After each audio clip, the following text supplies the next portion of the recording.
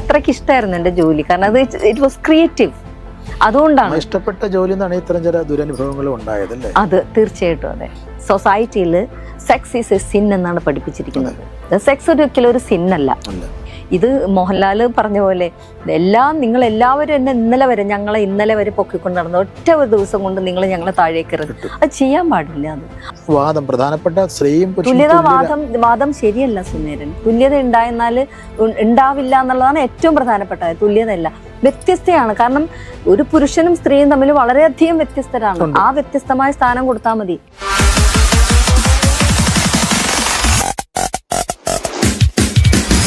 ഈ ആകാശവാണിയിലെ ജീവിതം നമ്മുടെ പുറമേ കാണുന്ന ശബ്ദവും സൗന്ദര്യവും മാത്രമല്ല, വളരെ സങ്കീർണമായ വളരെ ടെൻഷനുള്ള ജോലിയാണ്. അതിനൊക്കെ എങ്ങനെ ഈ യോഗയും മെഡിറ്റേഷനൊക്കെ ആയിരുന്നു? തീർച്ചയായിട്ടും എന്നെ അത് വളരെയധികം അതാണ് എന്നെ ഏറ്റവും ഹെൽപ്പ് ചെയ്തത്. അത് കാരണം ടെൻഷനാണ്. കാരണം നമ്മൾ ലൈവ് ചെയ്തുകൊണ്ടിരിക്കുമ്പോൾ നമ്മൾ ആ സമയത്ത് ഈ സ്ക്രിപ്റ്റ് ഓൺലൈനിൽ ചെയ്തുകൊണ്ടിരിക്കണം. അത് മാത്രമല്ല, എനിക്ക് പിന്നെ വേറൊരു അനുഗ്രഹം ഉണ്ടായത്, ഞാൻ പറഞ്ഞില്ല 5ാം ക്ലാസ്സോടെ ഞാൻ മൈക്ക് ഫ്രൈറ്റ് എനിക്കില്ല. അന്ന് തുടങ്ങി പാടി തുടങ്ങിയതാണ്. അപ്പം മൈക്ക് ഫ്രൈറ്റ് ഇല്ല, ഓഡിയൻസ് ഫ്രൈറ്റ് ഇല്ല, അങ്ങനെ ഒന്നും ഇല്ലാത്തൊരവസ്ഥയിലാണ് ഞാൻ ഇവിടെ എത്തിച്ചേർന്നത്. 32 പിന്നെ അപ്പൊ എനിക്ക് മൈക്കിന് പേടിയേ ഇല്ല. എന്താന്ന് എനിക്ക് അങ്ങനെ തന്നെ അല്ലെങ്കിലേ പേടി എന്ന് പറഞ്ഞ സാധനം എന്റെ ലൈഫിൽ ഇല്ല. അപ്പൊ ഇത് ചെയ്യുമ്പോ ഞാൻ വളരെ നമ്മള് അതിലാണ്, പിന്നെ പൂർണ്ണമായിട്ട് അതിൽ മുഴുകിയിരിക്കുകയാണ്. തീർച്ചയായിട്ടും നമ്മൾക്ക് ഇവിടെ പരാജയം ഉണ്ടാവില്ല. ആദ്യകാലങ്ങളിലൊക്കെ ഇപ്പൊ തെന്നലൊക്കെ ഗാനമേളകളിലൊക്കെ പോകുന്ന സമയത്ത് നാടക സ്ത്രീകള്, രാത്രികാലങ്ങളിൽ സ്റ്റേജുകളിൽ പോകുന്ന സ്ത്രീകള് നല്ല സ്ത്രീകളല്ല, മോശക്കാരാണ് എന്നൊക്കെ ഒരു സങ്കല്പവും വിശ്വാസവും ഒക്കെ ഉണ്ട്. അതൊക്കെ ഞാൻ കേട്ടിട്ടുണ്ട്. അതൊക്കെ ആ പഴിയൊക്കെ ഞാൻ കേട്ടിട്ടുണ്ട്. അത് നല്ലോണം അനുഭവിച്ചിട്ടുണ്ട്, ഞാനൊക്കെ അനുഭവിച്ചിട്ടുണ്ട്. പക്ഷെ ഞാൻ പറഞ്ഞു, ഞാനൊരു ഗ്രാമത്തിലാണ്, ബോൾഗാട്ടി എന്നുള്ള ഗ്രാമത്തിലാണ് ഞാൻ ജനിച്ചത്. എൻ്റെ ഫ്രണ്ട്സ് എല്ലാം എൻ്റെ ഗ്രാമ്യമായിട്ടുള്ള ഫ്രണ്ട്സാണ്. അവരിൽ നിന്നൊക്കെ വ്യത്യസ്തമായിട്ടാണ് ഞങ്ങളുടെ ഫാമിലി വളർന്നു വന്നത്. അച്ഛൻ എല്ലാ മക്കളെയും പഠിപ്പിച്ചു, ടൗണിലേക്ക് അയച്ചു. അപ്പോൾ അവർക്കൊക്കെ അവരിൽ നിന്നൊക്കെ ഞാൻ വേറിട്ട് പോയി, ഞങ്ങളുടെ കുടുംബം തന്നെ വേറിട്ട് പോയി. പിന്നെ മാത്രമല്ല, എനിക്ക് കുറച്ചും കൂടി വ്യത്യസ്തമായി. ഞാൻ എൻ്റെതായിട്ടുള്ള എൻ്റെ മാത്രമായിട്ടുള്ള ഒരു ഇതാണെന്ന് എനിക്ക് തോന്നുന്നു. ഒരു പഠനകാലം, നഗരത്തിലൊരു ജീവിതം, ഞാൻ 8ാം ക്ലാസ് തുടങ്ങി നഗര ജീവിതം അനുഭവിച്ചു തുടങ്ങി. ബാല്യകൗമാരങ്ങളെല്ലാം നഗരത്തിന്റെ ഭാഗമാണ്. അല്ല, ഞാൻ നഗരത്തില് പ്രവേശനം ചെയ്തു കഴിഞ്ഞു. കാരണം അതിനു മുൻപ് തന്നെ ഗാനമേളയ്ക്ക് പോകുന്നതുകൊണ്ട് എപ്പോഴും ആ ബന്ധം, അതുകൊണ്ട് എനിക്ക് അതൊരു പ്രത്യേക കൊച്ചിയുടെ പശ്ചാത്തലത്തിലെ ജീവിതമായിരുന്നില്ല എങ്കിൽ ഇപ്പൊ ഇടുക്കിയിലോ അതുപോലെ ഒരു വളരെ ഉള്ളിലേക്കുള്ള ഗ്രാമങ്ങളിലായിരുന്നു ഇതുപോലെ ലൈഫ് ഉണ്ടാകും തോന്നിയിട്ടുണ്ടോ? എനിക്ക് തോന്നിയിട്ടില്ല. കാരണം ഒരു കാര്യമുണ്ട്, എൻ്റെ അമ്മ പ്രോപ്പർ കൊച്ചിയാണ്. പക്ഷെ കൊച്ചി അതിന്റെ ഭാഷ നിങ്ങൾക്ക് കേട്ടാൽ മനസ്സിലാവും. കൊച്ചി സ്ലാങ്ങിലല്ല ഞാൻ സംസാരം. അന്നേ അമ്മ ഞങ്ങൾക്ക് നിഷ്കർഷ ഉണ്ടായിരുന്നു കൊച്ചി സ്ലാങ്ങിൽ സ്ലാങ് ഒന്നും അമ്മയ്ക്ക് അറിയില്ല കേട്ടോ. അവർക്ക് 4 വരെ പഠിച്ചുള്ളൂ. പക്ഷെ അവര് ബനിയൻ ഈ ജൈനന്മാരുടെ സ്കൂളിലാണ് അമ്മ പഠിച്ചത്. അപ്പൊ അവർക്ക് കുറച്ച് ഇംഗ്ലീഷും കാര്യങ്ങളും കുറച്ചൊക്കെ അറിയാം. എന്നെ ആൽഫബറ്റ്സ് ഒക്കെ പഠിപ്പിച്ച എൻ്റെ അമ്മയാണ്. പക്ഷെ അവർ 4ാം ക്ലാസ് വരെ പഠിച്ചിട്ടുള്ളൂ. അവര് അന്ന് അമ്മ നിഷ്കർഷിച്ചിട്ടുണ്ടായിരുന്നു, മലയാളം പറയുമ്പോൾ ഇങ്ങനെ ഭാഷ പറയുമ്പോൾ നീട്ടിക്കുറുക്കി ഈ കൊച്ചി ഇതിലൊന്നും സംസാരിക്കരുത്, വ്യക്തമായിട്ട് സംസാരിക്കണം. അച്ഛനും പറഞ്ഞിട്ടുണ്ടായിരുന്നു. നമ്മൾ പറയുമ്പോൾ ഇപ്പൊ എനിക്ക് സുമേരൻ എന്നെ കേൾക്കാൻ എന്താണ് തെന്നൽ പറഞ്ഞതെന്ന് നിങ്ങൾക്ക് അങ്ങനെ എടുത്ത് ചോദിക്കേണ്ട ഒരു ഗതികേടില്ല, വരില്ല. അപ്പൊ ഇപ്പൊ ഞാൻ ഒരു സെന്റൻസിൽ ഞാൻ തുടങ്ങുന്ന ആ വാക്കില് ആ ലാസ്റ്റിലുള്ള ആ വാക്ക് പോലും നിങ്ങൾക്ക് ഒഡീബിൾ ആണ്. നിങ്ങൾ എന്താ തന്നെ ലാസ്റ്റ് പറഞ്ഞ് എനിക്ക് കിട്ടിയില്ല എന്ന് ഫെയ്ഡ് ഔട്ട് ആവില്ല. അപ്പൊ ആ ഒരു ശീലം വ്യക്തമായിട്ട് പറയൂന്ന് അച്ഛൻ പഠിപ്പിച്ചു തന്നിട്ടുണ്ടായിരുന്നു. വ്യക്തമായിട്ട് സംസാരിക്കണം, നല്ല ഭാഷ സംസാരിക്കണം, അക്ഷരസ്ഫുടത വേണം എന്നൊക്കെ അച്ഛൻ അന്ന് പറഞ്ഞു തന്നിരുന്നു. പിന്നെ അവർക്ക് അന്നേ ഉണ്ടായിരുന്നു അതൊക്കെ. അച്ഛൻ നല്ല ഭാഷയിലൊക്കെ സംസാരിക്കുക. അതെല്ലാം വലിയ അനുഗ്രഹമായി. തീർച്ചയായിട്ടും അതെ, തീർച്ചയായും. പിന്നെ അതെല്ലാം മിക്കവാറും 100% അച്ഛനെയൊക്കെ പിഴിഞ്ഞെടുത്തത് ഞാൻ മാത്രമേ ഉള്ളൂ. അച്ഛനും അമ്മയുടെ അവരുടെ ജീവിത രീതി, അവരുടെ അതെല്ലാം ഞാൻ ശരിക്കും ഗ്രാസ്പ് ചെയ്തെടുത്തിരുന്നു. അതാണ് എൻ്റെ വളർച്ചയുടെ അടിസ്ഥാനം. ഈ ശബ്ദത്തിന്റെ ഒരു മനോഹാരിത നിലനിർത്തി കൊണ്ടുപോകാനായിട്ടുള്ള എന്താണ് ഒന്നും ചെയ്തിട്ടില്ല, നത്തിങ്. ഇപ്പോഴും ചെയ്യുന്നില്ല? ഇല്ല. അത് ഇപ്പോഴും എനിക്ക് പറ്റും എൻ്റെ ശബ്ദം ഇങ്ങനെ തന്നെ നിൽക്കാനായിട്ട്. കാരണം എന്താ വെച്ചാല് basically I M A singer, blessed, okay. പക്ഷേ അത് കളയാനായിട്ടുള്ള ഒന്നും ഞാൻ ചെയ്തിട്ടില്ല. പിന്നെ ഞങ്ങൾ ഉറക്കെ ആക്രോശം അങ്ങനെയുള്ളതൊന്നുമില്ല. പിന്നെ എനിക്ക് പൊതുവേ തന്നെ എനിക്ക് ഈ സാധനങ്ങളൊന്നും ഇഷ്ടമല്ല. തണുത്ത വെള്ളം എനിക്ക് ഇഷ്ടമല്ലാഞ്ഞിട്ടാണ് കുടിക്കാത്തത്. അങ്ങനെയുള്ളതൊന്നും കഴിക്കില്ല ഞാൻ. മീറ്റ് അധികം എടുക്കില്ല, നോൺ ഒന്നും അധികം കഴിക്കില്ല, പാല് ചേർന്ന ഭക്ഷണങ്ങൾ പാനീയങ്ങളൊന്നും അധികം കഴിക്കില്ല. അതൊന്നും എനിക്ക് ഇഷ്ടമല്ലാഞ്ഞിട്ടാണ് കേട്ടോ. അല്ലാതെ പിന്നെ ഇപ്പൊ കൂടുതലൊന്നും കൂടി ശ്രദ്ധിക്കുന്നുണ്ട്. കാരണം ഇത് നമ്മുടെ ആരോഗ്യത്തിന്റെ ഫാറ്റ് കൂടാതിരിക്കാനായിട്ടുള്ള അത് അത്രയൊക്കെ ഉള്ളൂ. അല്ലാതെ ഞാൻ ഇതൊന്നും ഒഴിവാക്കിയിട്ടില്ല. ഐസ്ക്രീം ഒക്കെ എനിക്ക് ഇഷ്ടമാണ്, പക്ഷെ ക്വാളിറ്റി ഐസ്ക്രീം വേണ്ട കേട്ടോ. അല്ലാതെ കിട്ടിയാൽ ഞാൻ അതിനുവേണ്ടി അന്വേഷിച്ചൊന്നും പോവാറില്ല. കിട്ടിയാൽ എനിക്ക് ആരെങ്കിലും പരിപാടിയൊക്കെ പങ്കെടുക്കുമ്പോൾ കഴിക്കാറുണ്ട്, അത്രേ ഉള്ളൂ. പക്ഷെ ഞാൻ ചടങ്ങുകൾക്കൊന്നും അധികം പോവാറില്ല. ഒരു ഏകാഗിയായിട്ട് ഒതുങ്ങിയുള്ള ജീവിതമാണ് അല്ലേ? എനിക്ക് ആ ലൈഫാണ് ഇഷ്ടം. എനിക്ക് ക്രൗഡ് അധികം ഇഷ്ടമല്ല. വായന, എഴുത്തും ഉണ്ട്. വായനയാണ് എന്റെ ഏറ്റവും ഇഷ്ടപ്പെട്ട ഹോബി എന്ന് പറയാൻ പറ്റില്ല, അതെന്റെ ജീവിതത്തിന്റെ ഭാഗമാണ്. അതില്ലെങ്കിൽ 28 വർഷം. അതിനുശേഷം വിരമിച്ച ശേഷം പിന്നെ എന്തൊക്കെ ചെയ്യുന്നത്? ഇപ്പൊ ഞാൻ ചെയ്തുകൊണ്ടിരിക്കുന്നത് ചില ചാനൽസിൽ ഇതുപോലെ തന്നെ ഇന്റർവ്യൂസ് എടുക്കും. ഞാൻ ഇന്റർവ്യൂ ചെയ്യും, അങ്ങനെ ചിലത് ചെയ്യാറുണ്ട്. പിന്നെ എനിക്ക് ഏറ്റവും ഇഷ്ടം എനിക്ക് വായന തന്നെയാണ്. അത് ഞാൻ വായിക്കുന്നത് എന്റെ ഇഷ്ടമുള്ള ഉണ്ട്. അതെന്നെ അച്ഛനാണ് ശീലിപ്പിച്ചതെന്ന്. ഈ പറഞ്ഞ പോലെ അച്ഛനിൽ നിന്ന് കിട്ടിയ ഒരു ശീലമാണ് വായന. അച്ഛനാണ് പഠിപ്പിച്ചത്. വായിക്കണം, ധാരാളം വായിക്കണം, വായിക്കുന്ന എപ്പോഴും നല്ലത് തന്നെയാണ് എന്നുള്ള പഠിപ്പിച്ചത്. പദപ്രയോഗങ്ങൾക്കൊക്കെ ഗുണം ചെയ്തിട്ടുണ്ട്. തീർച്ചയായിട്ടും ആ വായനയിൽ കൂടി തന്നെ പിന്നെ നമ്മൾ സ്വാഭാവികമായിട്ട് വായിക്കുമ്പോൾ നമുക്ക് എന്തെങ്കിലും ഒന്ന് കുത്തിക്കുറിക്കാനൊക്കെ തോന്നുമല്ലോ. അതും ഞാൻ ചെയ്യുന്നുണ്ട് തൽക്കാലം. ഇപ്പൊ ആകാശവാണിയൊക്കെ ഇപ്പൊ പുതിയ മുഖങ്ങളിലായി, പുതിയ ആവിഷ്കാരങ്ങളൊക്കെ ഒരുപാട് മാറ്റം വന്നു. 28 വർഷം മുമ്പുള്ള ആകാശവാണിയുടെ അല്ലെങ്കിൽ FM-ന്റെ ഒക്കെ ഒരു വളരെ പരിമിതമായ സാഹചര്യമായിരുന്നു. ഞാൻ മുമ്പ് സൂചിപ്പിച്ച പോലെ തന്നെ എങ്ങനെയാണ് ആ ഒരു പരിമിതമായ സാഹചര്യം എന്നുള്ള വിശാലമായൊരു ലോകത്തേക്ക് പറന്നു വരാൻ, ആൾക്കാരിലേക്ക് എത്താൻ കഴിഞ്ഞത്? ഞാൻ നേരത്തെ പറഞ്ഞതുപോലെ എനിക്ക് എന്റേതായിട്ടുള്ള കാഴ്ചപ്പാടിലൂടെ വ്യത്യസ്തമായ രീതിയിലൂടെ എന്തും ചെയ്യണമെന്ന് ആഗ്രഹമുള്ള ഒരാളാണ്. ഇപ്പൊ എന്നെ ഒരു സുമേരൻ ഇപ്പൊ ഈ സ്ഥാപനത്തിന്റെ ഒരു എന്തെങ്കിലും ഒരു സ്റ്റാഫായിട്ട് കൊണ്ടുവന്നു. അപ്പൊ ഇത്രയും ദിവസം നിങ്ങൾ ചെയ്തതിൽ നിന്നും ഈ ഒരു ഫ്രെയിമിൽ നിന്നുകൊണ്ട് തന്നെ എനിക്കെന്ത് ചെയ്യാൻ പറ്റും എന്ന് ആലോചിക്കുന്ന ഒരാളാണ് ഞാൻ. അത് എവിടെയാണെങ്കിലും അത് തന്നെയാണ് ഞാൻ ആകാശവാണിയിലും ചെയ്തത്. എനിക്കെന്ത് പുതിയതായിട്ടുള്ള തെന്നലിന് വാട്ട് ഇസ് തെന്നൽ ഡൂയിങ് എന്ന് എനിക്കുണ്ടാവും. അങ്ങനെ ഒരു ഇത് വ്യത്യസ്തമായ രീതിയിൽ എല്ലാം ചെയ്യുക, എല്ലാം എന്താണെങ്കിലും. ഇപ്പൊ എന്നെ ഒരു സ്വീപ്പറായിട്ട് ഇവിടെ ആക്കിയാലും ഞാൻ ഒരു വ്യത്യസ്തമായിട്ടുള്ള സ്വീപ്പർ ആയിരിക്കും. അങ്ങനെ അതാണ് എന്റെ ഒരു പോളിസി. കണ്ടെത്താൻ ശ്രമിച്ചിട്ടുണ്ട്. അതെ, വ്യത്യസ്തമായിട്ട് കാര്യങ്ങൾ ചെയ്തു പോവാ. ഒരു സ്ത്രീ എന്ന രീതിയിലുള്ള പരിമിതികളോ അല്ലെങ്കിൽ അതിന്റെ സമ്മർദ്ദങ്ങളിലൊക്കെ പെട്ടുപോകുന്നൊരു ജീവിതം ആകാശവാണി ഉണ്ടായിരുന്നു. നമ്മുടെ കഴിവിൻ്റെതല്ല. കഴിവുള്ള ഒരാളിനെ സ്വാഭാവിക അസൂയയും കുശുമ്പൊക്കെ ഉണ്ടാകാം. അതല്ലാതെ സ്ത്രീ എന്ന രീതിയിൽ ഇല്ല, അങ്ങനെ അത് മാറ്റി നിർത്തപ്പെട്ടിട്ടില്ല. പക്ഷെ കാരണം ബിക്കോസ് ഞാനൊരു സ്റ്റാഫ് അനൗൺസർ ആയിരുന്നു.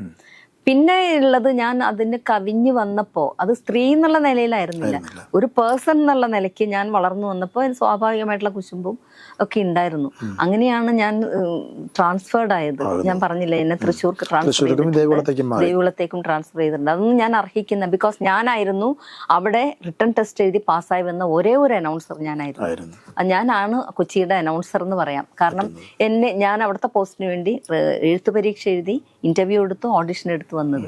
മറ്റു കൂടെ ഉണ്ടായിരുന്നവരൊന്നും അങ്ങനെ വന്നവരല്ല, അവര് ട്രാൻസ്ഫർ ആയിട്ട് വന്നതായിരുന്നു. സഹപ്രവർത്തകർക്ക് നല്ല സപ്പോർട്ടായിരുന്നു. സപ്പോർട്ട് എന്ന് പറയാൻ പറ്റില്ല, അവർക്ക് അതിനൊന്നും എല്ലാവർക്കും അവരുടേതായിട്ടുള്ള ജോലികളൊക്കെ ഇല്ല. സപ്പോർട്ട് എന്ന് പറയാൻ അങ്ങനെ ഒരു അക്കാലത്ത് ഒരു കൈപ്പേറിയ അനുഭവം പോലെ ഇപ്പോഴും മനസ്സിനെ വല്ലാതെ വേദനിപ്പിക്കുന്ന മുറിവുകൾ ഉണ്ട്. അത് ഞാനിപ്പോ I don't want to reveal it, because അത് മറ്റു പലരെയും വേദനിപ്പിക്കും. ആരെയും വേദനിപ്പിക്കുക സ്വാഭാവികം നമ്മളെ വേദനിച്ചൊരു ഓർമ്മ, വേദനയുടെ ഓർമ്മകൾ പങ്കുവെക്കുന്ന ഒരു കാര്യമല്ല. എങ്കിൽ പോലും ഇത്രയും കാലത്ത് ഒരു ഇത് തന്നെയാണ് ഏറ്റവും എന്നെ വേദനിപ്പിച്ചത്. കാരണം ഞാൻ കൊച്ചിയിലെ ഒരു വേര് ഉള്ളൊരു സ്ത്രീയാണ്. എനിക്ക് അതുമല്ല ഞാൻ കാരണം കൊച്ചി വളർന്നു വന്ന ഒരു സ്ഥാപനമാണ്. എനിക്ക് എൻ്റെതായിട്ടുള്ള കുറേ ഞാൻ അവിടെ ഡൊണേറ്റ് ചെയ്തിട്ടുണ്ട്. എന്നിട്ടും എന്നെ അവിടെ നിന്ന് മാറ്റിയെന്നല്ലോ. കാരണം ഞാൻ ഇങ്ങനെ ഒറ്റയ്ക്കാണെന്നുണ്ടെങ്കിലും എനിക്ക് എല്ലാവരെയും നമ്മളങ്ങനെ പറയില്ലേ, എനിക്ക് ആരും ആവശ്യമില്ല. ബിക്കോസ് എനിക്ക് സമ്പത്തുണ്ട്, സ്വത്തുണ്ട്, ജോലിയുണ്ട്, എല്ലാം ഉണ്ട്, പ്രശസ്തിയുണ്ട്. പക്ഷെ നമ്മൾ അങ്ങനെ ഒറ്റയ്ക്ക് എന്ന് പറഞ്ഞ് അഹങ്കരിക്കാൻ പറ്റില്ല. സുമേരനാണെങ്കിലും ഇവിടുത്തെ കുട്ടികളാണെങ്കിലും എല്ലാവരും യൂണിവേഴ്സ് നമ്മൾ കണക്റ്റഡ് ആണ്. നിങ്ങളുടെ എന്തെങ്കിലും ഒരു സഹായം ഇല്ലാതെ ഞാൻ ജീവിക്കുന്നില്ല, എന്നിൽ നിന്ന് എന്തെങ്കിലും ഒരു ഇതില്ലാതെ നിങ്ങളും ജീവിക്കുന്നില്ല. അത് കണക്റ്റഡ് ആണ്, അത് ഒരൊറ്റ ചെയിനിൽ നിൽക്കുകയാണ്. അപ്പം എനിക്ക് ആരുടെ ആശ്രയം ആവശ്യമില്ല എന്ന് പറഞ്ഞ് ജീവിക്കാൻ പറ്റില്ല. ആ ഒരു ഇതിൽ ഞാൻ നിന്നിട്ടില്ല. പക്ഷെ ഈ നിന്ന ആൾക്കാർ അവരെന്നെ വേദനിപ്പിച്ചിട്ടേ ഉള്ളൂ. എനിക്ക് വേദനകൾ ഒരുപാടുണ്ടായിട്ടുണ്ട്. ഈ നമ്മുടെ കഴിവാണ് പലപ്പോഴും എന്നെ ആ വിധത്തിലാക്കിയത്. വ്യത്യസ്തമായ അതാണ്. കാരണം ഞാൻ ഒറ്റയ്ക്കാണ് കല്യാണം കഴിക്കല്. എത്ര ഒരു 10,000 സ്ത്രീകളിൽ ഒരാളായിരിക്കും ചിലപ്പോൾ കല്യാണം കഴിക്കാതെ ജീവിക്കണം. അവർക്ക് അവരുടേതായിട്ടുള്ള റീസൺ ഉണ്ട്. എന്താ വെച്ചാൽ ചിലപ്പോൾ പ്രേമ നൈരാശ്യമായിരിക്കാം, ചിലപ്പോൾ വേറെ എന്തെങ്കിലും ആയിരിക്കാം. പക്ഷെ ഞാൻ എടുത്ത തീരുമാനമാണ് എനിക്ക് മാരീഡ് ലൈഫ് വേണ്ട. പ്രണയം ഉണ്ടായിട്ടില്ല. ഇല്ല. എന്നെ പ്രേമിച്ചിട്ടൊക്കെ വന്നിട്ടുണ്ട്. പക്ഷെ എനിക്ക് അതൊക്കെ ഉണ്ടായിട്ടുണ്ട്. എനിക്ക് ലെറ്റേഴ്സ് ഒക്കെ വന്നിട്ടുണ്ട് ഒരുപാട്. അത് എന്റെ ശബ്ദത്തിന്റെ ഒരു ഇതില് ഒരുപാട് പ്രണയ ലേഖനങ്ങളും പ്രണയ അഭ്യർത്ഥനകളും ഉണ്ടായിട്ടുണ്ട്. കല്യാണാലോചന ഉണ്ടായിട്ടുണ്ട്, ഒക്കെ ഉണ്ടായിട്ടുണ്ട്. പക്ഷെ എനിക്ക് അപ്പൊ ഒക്കെ ഞാൻ പറഞ്ഞില്ല, എനിക്ക് ഒരേ ഒരു എന്റെ കരിയർ ആയിരുന്നു എനിക്ക് ഏറ്റവും വലുത്. അത്രയ്ക്ക് ഇഷ്ടമായിരുന്നു എന്റെ ജോലി. കാരണം അത് ഇറ്റ് വാസ് ക്രിയേറ്റീവ്. അതുകൊണ്ടാണ് ഇഷ്ടപ്പെട്ട ജോലി എന്നാണ് ഇത്തരം ചില ദുരനുഭവങ്ങൾ ഉണ്ടായതല്ലേ? അത് തീർച്ചയായിട്ടും. അതെ, അതിപ്പോഴും വല്ലാതെ മനസ്സിന് വേദനിപ്പിക്കും. ഇല്ല, ഒരിക്കലും ഇല്ല. ഞാൻ അതൊക്കെ വിട്ടു. അതൊക്കെ എന്റെ ജോലി തന്നെ ഞാൻ വിട്ടു. ആ ഒരു അവസ്ഥ തന്നെ, ആ 28 വർഷം തന്നെ ഞാൻ മറന്നിട്ട്, ഞാൻ പറഞ്ഞില്ലേ എനിക്ക് പുതുമയിൽ ഇഷ്ടമുള്ള ഒരാളാണ് ഞാൻ. നമ്മൾ പഴയ കാര്യങ്ങൾ പറഞ്ഞുകൊണ്ടിരുന്നാൽ നമ്മൾക്ക് ഇപ്പോഴത്തെ ഐ മീൻ 2024 അപ്പൊ ഞാൻ ഇതും പറഞ്ഞുകൊണ്ട് വിചാരിച്ചിരുന്ന എനിക്ക് എന്റെ 2024 നഷ്ടപ്പെടും. അതാണ് അറ്റ് പ്രസന്റിൽ പിന്നീട് ആകാശവാണിയിലേക്ക് പോകാൻ വന്നിട്ടുണ്ട്. എനിക്ക് സുഭാഷിതം ഞാനിപ്പോ ഇടയ്ക്ക് ചെയ്യുന്നത്. പിന്നെ ഇപ്പൊ കാഷ്വൽസിന്റെ പാനലിന് അവർക്ക് ക്ലാസ് എടുക്കാൻ എന്നെ വിളിക്കാറുണ്ട്. മറ്റ് ഇൻസ്റ്റിറ്റ്യൂഷൻസിൽ ഫാക്കൽറ്റി ആയിട്ട് വിളിക്കുക, കോളേജസിൽ എന്നെ വോയിസ് ട്രെയിനിങ് ക്ലാസ്സിന് വിളിക്കാറുണ്ട്. അതിനൊക്കെ ഞാൻ പോകുന്നുണ്ട്. പിന്നെ ഇടയ്ക്കിടയ്ക്ക് ചില പ്രഭാഷണങ്ങൾക്കൊക്കെ വിളിക്കാറുണ്ട്. അങ്ങനെ കുറച്ച് കാര്യങ്ങളൊക്കെ ആയിട്ട് അങ്ങനെ പോകുന്നു. പക്ഷെ എനിക്കിപ്പോഴും ഐ എം എനർജറ്റിക്. എനിക്ക് ആരോഗ്യമുണ്ട്. എനിക്ക് എൻ്റെ വോയിസിന് ഒരു കുഴപ്പവും പറ്റിയിട്ടില്ല. എനിക്ക് കുറേ ഇൻവെസ്റ്റഡ് ആണ്. എനിക്ക് കുറേ കാര്യങ്ങൾ കമ്മ്യൂണിക്കേറ്റ് ചെയ്യാനുണ്ട്, പ്രത്യേകിച്ച് യങ്സ്റ്റേഴ്സിനോട്. അതിനൊരു വേദി കിട്ടണമെന്ന് വലിയ ആഗ്രഹമുണ്ട്. പക്ഷെ നോ ചാൻസ്. അങ്ങോട്ട് നമ്മൾ ഞാൻ സുമേരനോട് വന്ന് ചോദിച്ചു, സുമേരൻ അത് തന്നെ നാളെ പറയാം, മറ്റന്നാൾ പറയാമെന്നൊക്കെ പറഞ്ഞാൽ ബുദ്ധിമുട്ടാവും. അതുകൊണ്ട് ഞാൻ അങ്ങോട്ട് ചെല്ലാറില്ല. പക്ഷെ എന്നെ വിളിച്ചാൽ ഒരു മടിയും കൂടാതെ ഞാൻ ചെയ്യാറുണ്ട്, തയ്യാറാണ്. ഈ ഒരു ഒറ്റപ്പെട്ട ജീവിതം അങ്ങനെ പറയാൻ പറ്റുമോ? അതെ, ഒറ്റപ്പെട്ട ജീവിതം എന്ന് പറഞ്ഞാല് ഞാൻ പറഞ്ഞില്ലേ, എനിക്ക് ഒറ്റയ്ക്കിട്ടുള്ള ജീവിതം തന്നെയാണ് ഇഷ്ടം. പക്ഷേ ഞാൻ കണക്റ്റഡ് ആണ്, എല്ലാവരുമായിട്ടും ഞാൻ കമ്മ്യൂണിക്കേറ്റ് ചെയ്യുന്നത്. ചലച്ചിത്ര മേഖലയുടെ നല്ല അടുത്ത ബന്ധമുള്ള ആളാണ് അല്ലേ? അങ്ങനെ പറയാൻ പറ്റില്ല. ഒരു ഈ ചലച്ചിത്രോത്സവങ്ങളൊക്കെ സംഘടിപ്പിക്കുന്ന സംഘാടകയാണ്. അതൊക്കെ ഉണ്ട്. പിന്നെ സ്വതന്ത്രമായ നിലപാടുണ്ട്, സ്വതന്ത്രമായ അഭിപ്രായങ്ങൾ തുറന്നു പറയാറുണ്ട്, കാഴ്ചപ്പാടുണ്ട്. അതെല്ലാം കൃത്യമായിട്ട് അവതരിപ്പിക്കുന്ന ഒരാളാണ്. തീർച്ചയായിട്ടും ഒരു ഉപാധികളുമില്ലാതെ സംസാരിക്കുന്ന ഒരാളാണ്. അപ്പൊ സ്വാഭാവികമായിട്ടും നമ്മളൊക്കെ സിനിമയുടെ ഭാഗമാകുന്ന സിനിമ സമൂഹത്തിന്റെ ഒരു പ്രധാനപ്പെട്ട തീർച്ചയായിട്ടും എന്താ സംശയം. ഇപ്പൊ സിനിമയിൽ നടക്കുന്ന, ഇപ്പോൾ കേൾക്കുന്ന വാർത്തകളെ കുറിച്ചൊക്കെ എന്താ പ്രതികരണം? അതിനെപ്പറ്റി ഞാൻ എന്താ പറയേണ്ടത്? സ്വാഭാവിക സ്ത്രീ എന്ന രീതിയിൽ അല്ലെങ്കിൽ സാമൂഹ്യ പ്രതിബദ്ധതയുള്ള ഒരു വ്യക്തി എന്ന രീതിയിൽ സ്വാഭാവിക പ്രതികരണം ഉണ്ട്. ഉണ്ട് തീർച്ചയായിട്ടും. എനിക്ക് ഞാൻ പറഞ്ഞില്ലേ, വ്യത്യസ്തമായിട്ടുള്ള കാഴ്ചപ്പാടിൽ ഞാൻ സംസാരിക്കാൻ തയ്യാറാണ്. ഞാൻ പറയുന്നത് ഇപ്പൊ ഇപ്പോഴുള്ള ആ പ്രശ്നങ്ങളെല്ലാം ഇപ്പൊ ഉണ്ടായതല്ല, ഇല്ലേ? ഇവര് ഒരു 10 വർഷം അല്ലെങ്കിൽ 15 വർഷം മുൻപുള്ള ഇത് വെച്ചിട്ടാണ് ഇപ്പോഴത്തെ കാര്യങ്ങളെല്ലാം മൂർച്ച കൂട്ടി കൊണ്ടുവന്ന് നടക്കുന്നത്, ഇല്ലേ? ഞാൻ പറഞ്ഞ അവരെന്തുകൊണ്ട് അന്ന് പ്രതികരിച്ചില്ല? എനിക്ക് എന്റെ ചോദ്യം അതാണ്. എന്തുകൊണ്ട് അന്ന് പ്രതികരിക്കാതിരുന്നു? മാത്രല്ല ആ ഒരു സംഭവം വെച്ചിട്ട് അവരുടെ ചവിട്ടുപടികൾ കയറി മുന്നോട്ട് വന്നു, മുകളിലേക്ക് വന്നു, ഫെയിം ഉണ്ടായി, പണം ഉണ്ടായി, ഇല്ലേ? അതെല്ലാം അവർ ഉപയോഗപ്പെടുത്തി. പിന്നെ അവർ പറയും അല്ലെങ്കിൽ ഞങ്ങൾക്ക് അന്ന് ഇത്. പക്ഷെ ഞാൻ പറയണ ഏറ്റവും പ്രധാനപ്പെട്ട കാര്യം, നമ്മൾക്ക് നമ്മുടെ ഒരു ക്രെഡിബിലിറ്റി ഉണ്ട്, ഇല്ലേ? എനിക്ക് എന്റേതായിട്ടുള്ള കുറച്ച് കാര്യങ്ങളിൽ ഉറച്ചു നിൽക്കുകയാണെങ്കിൽ എനിക്ക് എന്റേതായിട്ടുള്ള കുറെ ബേസ്മെന്റ് വേണം. അത് എനിക്ക് കുറച്ച് പോളിസീസ് വേണം, സത്യസന്ധത വേണം, വിനയം വേണം, അഹങ്കാരമില്ലായ്മ വേണം. അതിനെ കുറച്ച് കാര്യങ്ങൾ അറിഞ്ഞിരിക്കണം. ഇപ്പൊ ഞാനൊരു സിനിമ ആക്ടറായിട്ട് വരണമെങ്കിൽ എനിക്ക് ബേസിക് ആയിട്ട് കുറെ കാര്യങ്ങൾ അറിഞ്ഞിരിക്കണം.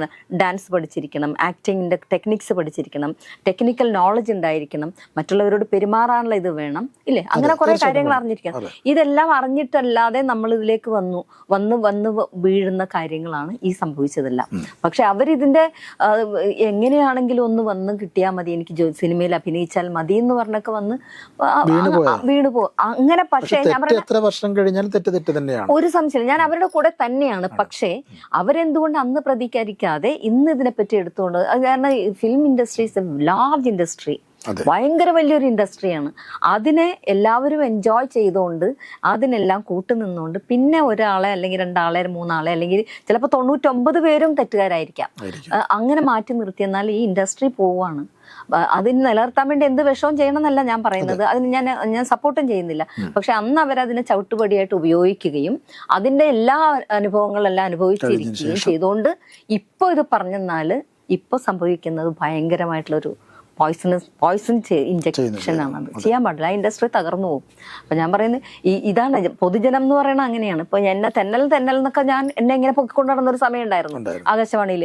ഇപ്പൊ എവിടെ ഇരിക്കുന്നവര് അവരാരും ഇല്ല. അപ്പൊ ഞാൻ അതുകൂടി പണ്ടേ അനുഭവിച്ചിട്ടുള്ളതാണിത്. കാരണം ഞാൻ കോളേജിൽ പഠിക്കുമ്പോഴും സ്കൂളിൽ പഠിക്കുമ്പോഴും ഒക്കെ എനിക്ക് ഈ ചിന്ത എന്നെ നല്ലോണം വേട്ടയാടിയിരുന്നു. കാരണം അവരൊക്കെ അന്ന് പൊക്കിക്കൊണ്ട് നടന്നിരുന്ന ആൾക്കാർ ഞാൻ ചില സമയത്ത് ഒറ്റപ്പെട്ടു പോകുമ്പോൾ എനിക്കിപ്പോൾ ആരുമില്ല എന്നുള്ള ആ ഒരു ലോൺലിനെസ് ഞാൻ അനുഭവിച്ചിട്ടുണ്ട്. അതാണ് നമ്മളെ കൊണ്ട് ഇതൊക്കെ ചെയ്യിക്കാൻ പ്രേരിപ്പിക്കുന്നത്. അപ്പൊ ഞാൻ പറയും ഇതെല്ലാം ഞാൻ അനുഭവിച്ചിട്ടുണ്ട്, അതുകൊണ്ട് എനിക്കത് മനസ്സിലാവും. അപ്പൊ ഞാൻ പറയണ അത് അവരന്ന് പ്രതികരിക്കണമായിരുന്നു. ഇത് ഇവിടെ മാത്രമല്ല. ഒന്നാമത്തെ കാര്യം, നമ്മളുടെ സൊസൈറ്റിയിൽ സെക്സ് ഈസ് എ സിൻ എന്നാണ് പഠിപ്പിച്ചിരിക്കുന്നത്. സെക്സ് ഒരിക്കലും ഒരു സിന്നല്ല. അത് എൻജോയ് തമ്മിൽ ഇഷ്ടമുള്ളവർ ചെയ്യട്ടെ, അത് ആസ്വദിക്കട്ടെ, അനുഭവിക്കട്ടെ. പക്ഷെ അത് പിന്നീട് അത് അനുഭവിച്ചുകൊണ്ട് പിന്നീട് ഒരാളെ കുറ്റപ്പെടുത്തിക്കൊണ്ട് ഇറ്റ്സ് നോട്ട് ഗുഡ്. അത് ചെയ്യാൻ പാടില്ല. പിന്നെ രണ്ടാമത്തെ കാര്യം, ഇതിനുള്ള എല്ലാ സാഹചര്യങ്ങളും നല്ലോണം ഉള്ളൊരു ഒരു ഡിപ്പാർട്ട്മെന്റാണ് ഫിലിം ഇൻഡസ്ട്രി എന്ന് പറയുന്നത്. അത് കാരണം അവിടെ ഇമോഷൻസ്, കാരണം എല്ലാവരും ആർട്ടിസ്റ്റുകളാണ്. പിന്നെ അതിനുള്ള കുറെ പ്രൈവറ്റ് ആയിട്ടുള്ള നിമിഷങ്ങൾ അവർക്ക് കിട്ടുന്നുണ്ട്. പിന്നെ സെഡേറ്റീവ്സ്, ലിക്കർ, അങ്ങനെയുള്ള ഇതെല്ലാം അവരെ വിഴുങ്ങിക്കൊണ്ടിരിക്കുവാണ്. അവരതിന് അടിപ്പെട്ടിരിക്കുക. ഞാൻ ഇപ്പം മാത്രമല്ല, ഇത് പഴയ ഉള്ള കാരണം. ഞാൻ ചെറിയൊരു ഉദാഹരണം ഞാൻ പറഞ്ഞുതരാം. അത് ഞാൻ കോളേജിൽ പഠിക്കുമ്പോൾ ലളിത പത്മിനി രാഗിണി, അപ്പൊ ലളിതേച്ചി എന്നെ വന്നിട്ട് മരിച്ചുപോയി. ലളിതേച്ചി എന്നെ വന്ന് ഹഗ് ചെയ്തു. ഞാൻ നന്നായിട്ട് പാടി എന്ന് പറഞ്ഞിട്ട് ഞാൻ സെന്റിനറി സെലിബ്രേഷൻ നടന്നുകൊണ്ടിരിക്കുന്ന സമയത്ത്, സെന്റിനറി അല്ല, വലിയൊരു ഞങ്ങളുടെ ഒരു കോളേജിന്റെ ഒരു ആനിവേഴ്സറി നടന്നുകൊണ്ടിരിക്കുന്നു. അപ്പൊ ലളിതേച്ചി എന്നെ വന്ന് ഇങ്ങനെ കെട്ടിപ്പിടിച്ചപ്പം മദ്യം മണക്കുന്നു. ഞാൻ ദൈവമേ, അപ്പൊ നമ്മൾ അന്നൊക്കെ കുട്ടികളാണല്ലോ, അയ്യോ സ്ത്രീകൾ മദ്യപിക്കേ എന്ന് ഞാൻ ആലോചിച്ചത്. അപ്പൊ അന്നും ഉണ്ട് ഇത്, ഇന്നും ഉണ്ട്. അന്നത്തെയും ഇതിൽ അവരതെല്ലാം അനുഭവിച്ചിട്ടുണ്ട്. പലരും ഞാൻ ഇപ്പൊ ഓരോരുത്തരുടെ കഥകൾ നമ്മൾ റീൽസിലൂടെ കാണുന്നുണ്ടല്ലോ, പലരുടെ ഇന്റർവ്യൂസ് കാണുമ്പോൾ പലതും അവർ റിവീൽ ചെയ്യുന്നുണ്ട്. അപ്പോഴാണ് നമ്മൾ ഇതിനെ പറ്റിയൊക്കെ അറിയുന്നത്. അപ്പം നമ്മൾ കാണുന്നതൊന്നുമല്ല അവർ. അപ്പൊ അവർ ടെക്സ്റ്റൈൽ ഇതിലില്ലേ, എല്ലായിടത്തും ഇല്ലേ, എല്ലാ മേഖലയിലും ഉണ്ട്. പിന്നെ എന്തിനാ നമ്മൾ ഇതിനെ മാത്രം ഇങ്ങനെ ഞാൻ സുമേരൻ ഇപ്പൊ ഇതിനെപ്പറ്റി സംസാരിക്കണമെങ്കിൽ ഞാൻ എന്താണെന്ന് ഞാൻ സ്വയം അറിഞ്ഞിരിക്കണം. ഞാൻ ആ കല്ലെറിയാൻ യോഗ്യയാണോ എന്ന് കൂടി ഞാൻ മനസ്സിലാക്കിയിരിക്കണം. അപ്പൊ ഇതാണ് ഞാൻ പറഞ്ഞില്ലേ, ഇത് മോഹൻലാൽ പറഞ്ഞ പോലെ നിങ്ങൾ എല്ലാവരും ഞങ്ങളെ ഇന്നലെ വരെ പൊക്കിക്കൊണ്ട് നടന്ന ഒറ്റ ഒരു ദിവസം കൊണ്ട് നിങ്ങൾ ഞങ്ങളെ താഴേക്ക് ഇറങ്ങി. അത് ചെയ്യാൻ പാടില്ല. അത് പക്ഷെ നമ്മളത് മനസ്സിലാക്കിയിരിക്കണം. അതാണ് ഞാൻ നേരത്തെ പറഞ്ഞില്ല, ഞാൻ എന്നെ പൊക്കിക്കൊണ്ട് നടന്നിരുന്നൊരു സമയത്തും ഞാൻ മനസ്സിലാക്കിയിരുന്നത് ഇതിന് അല്ലാത്തൊരു സമയം ഉണ്ടാവും. അത് ഞാൻ മനസ്സിലാക്കിയിരിക്കണം. അതാണ് മോഹൻലാൽ വേദനയോടുകൂടി അന്ന് പറഞ്ഞത്. സ്ത്രീകളെല്ലാ സമൂഹങ്ങളിലും അല്ല എല്ലാ ഇടങ്ങളിലും ചൂഷണത്തിന് വിധേയരാണ്. തീർച്ചയായിട്ടും ഉണ്ട്. പിന്നെ ഞാൻ പറഞ്ഞ സുമേരൻ, എന്നെ നിങ്ങൾ ചൂഷണം ചെയ്യണമെങ്കിൽ ഞാനതിന് വിധേയമായിട്ട് നിൽക്കണം, എന്നാലേ മാത്രമേ നടക്കുള്ളൂ. ഇല്ലെങ്കിൽ നോ പറഞ്ഞ കുട്ടികളെല്ലാം സേഫ് ആയിട്ട് ഇരിക്കുന്നുണ്ട്, ഒരു സംശയമില്ല ആ കാര്യത്തിൽ. അതാണ്, അങ്ങനെ ആവണം. എന്തിനാ നമ്മൾ ഇതില്ലെങ്കിൽ മുട്ടക്കച്ചവടം നടത്താലോ, പുല്ല് വെട്ടി അരിഞ്ഞ് ജീവിക്കാലോ. ഇത് തന്നെ വേണം, എന്തിനെത്ര വാശി പിടിക്കണേ? ഇതല്ലാത്തവരിവിടെ ജീവിക്കുന്നില്ലേ? നമ്മുടെ സ്ത്രീകളുടെ തുല്യതയെക്കുറിച്ചും നീതിയെക്കുറിച്ചും ഒക്കെ സംസാരിക്കുന്നു. ഞാനതിൽ താല്പര്യമല്ല. സ്ത്രീ തുല്യത, സ്ത്രീ അങ്ങനെ തുല്യതയല്ല വേണ്ടത്. പിന്നെന്താ വേണ്ടത്? വ്യത്യസ്തമായ ഒരു സ്ഥാനം അവർക്ക്. അവര് വ്യത്യസ്തരാണ്, ഒരു സംശയമില്ല. തുല്യത എന്തിനാ? തുല്യത അല്ല അവിടെ. തുല്യത ഒരിക്കലും സംഭവിക്കില്ല, ഒരിടത്തും തുല്യത ഉണ്ടാവില്ല. പ്രധാനപ്പെട്ട സ്ത്രീയും വാദം ശരിയല്ല സുമേരൻ. തുല്യത ഉണ്ടാവില്ല എന്നുള്ളതാണ് ഏറ്റവും പ്രധാനപ്പെട്ടത്. തുല്യതയല്ല, വ്യത്യസ്തയാണ്. കാരണം ഒരു പുരുഷനും സ്ത്രീയും തമ്മിൽ വളരെയധികം വ്യത്യസ്തരാണ്. ആ വ്യത്യസ്തമായ സ്ഥാനം കൊടുത്താൽ മതി. അത് നമ്മൾ നേടിയെടുക്കുകയാണ് വേണ്ട, അല്ലാതെ തരുന്ന സ്വാതന്ത്ര്യം പോലെ ഒരു പ്ലേറ്റിലെടുത്ത് വെച്ച് തരുന്ന കാര്യമല്ല.